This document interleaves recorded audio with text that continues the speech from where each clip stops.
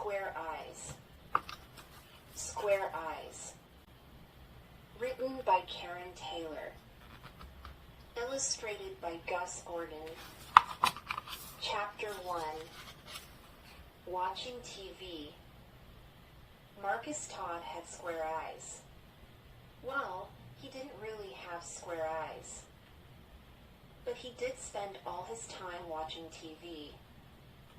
Except, of course, when he was at school, or in the shower, or asleep. His parents said, "Marcus Todd, you will get square eyes if you don't stop watching TV." But Marcus didn't care. He didn't want to help his mother with her pottery. He never felt like making model cars with his father. The boy next door asked Marcus to come outside to play.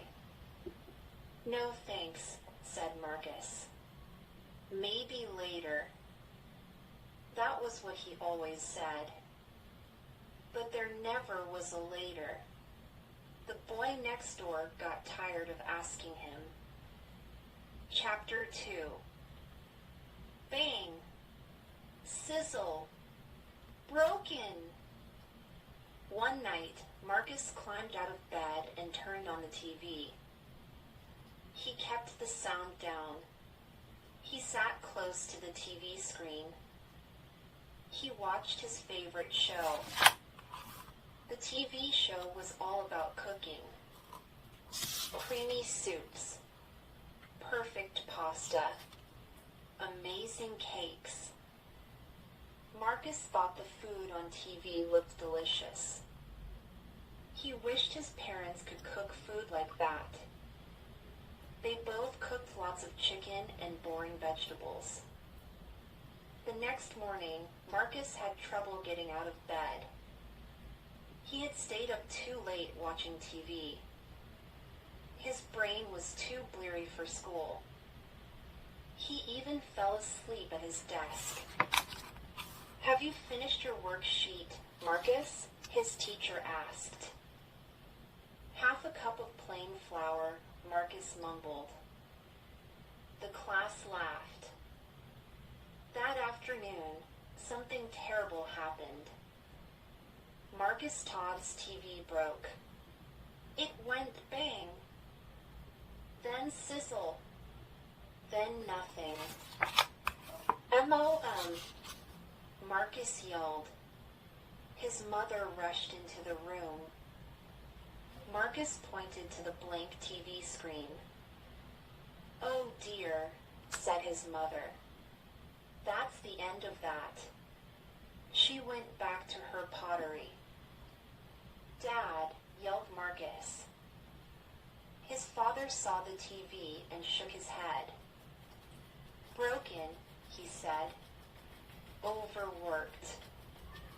"Can you please fix it?" Marcus begged.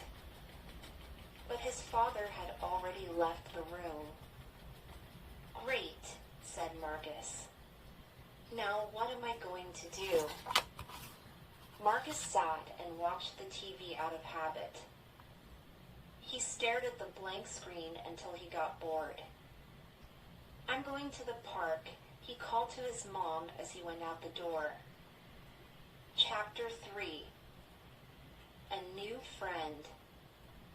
There were plenty of kids at the park. They were all playing games and having fun. Marcus decided to join in. He saw some kids from school flying a kite. He didn't know how to fly a kite. Some kids were playing tag. Marcus had never played tag in his whole life. He wasn't very good at games. Everything he knew about was on TV. Marcus Todd sat by himself in the park. He sat at one end of a seesaw and thought about the TV show he was missing. Then whoosh! Marcus nearly flew off the seesaw. Up went his seat high into the air. Marcus looked down at the other end of the seesaw. A girl with dark hair was sitting there. "Hi," said the girl. "Hello," said Marcus. "You can't do this by yourself," said the girl. She pointed to the seesaw. "You're right," Marcus said. Marcus wanted to get off the seesaw, but his feet were high off the ground. "Isn't it your turn?" said Marcus. "My turn?" asked the girl. Marcus pointed at the ground. The girl laughed and pushed herself up. Slowly, Marcus came down to the ground. "Thanks," he said. "My name's Marcus Todd." "What's your name?" Tula Marika Veridis," she said. "Mrs. Maxwell's class, room 8, Marysville Elementary." Then she jumped off the seesaw. She picked up her skateboard and started to walk away. "Mrs. Maxwell's class, room 8, yelled Marcus. "That's my class." "Right," Tula agreed. Marcus didn't know what to say. "Got to go," said Tula. "Class project, remember?" She kept walking. "Class project?" Marcus yelled after her. "What class project?" Marcus ran after Tula. It was hard work because she walked fast. "Tula, wait," he puffed, out of breath. Tula let him catch up. Chapter 4. The Perfect Project.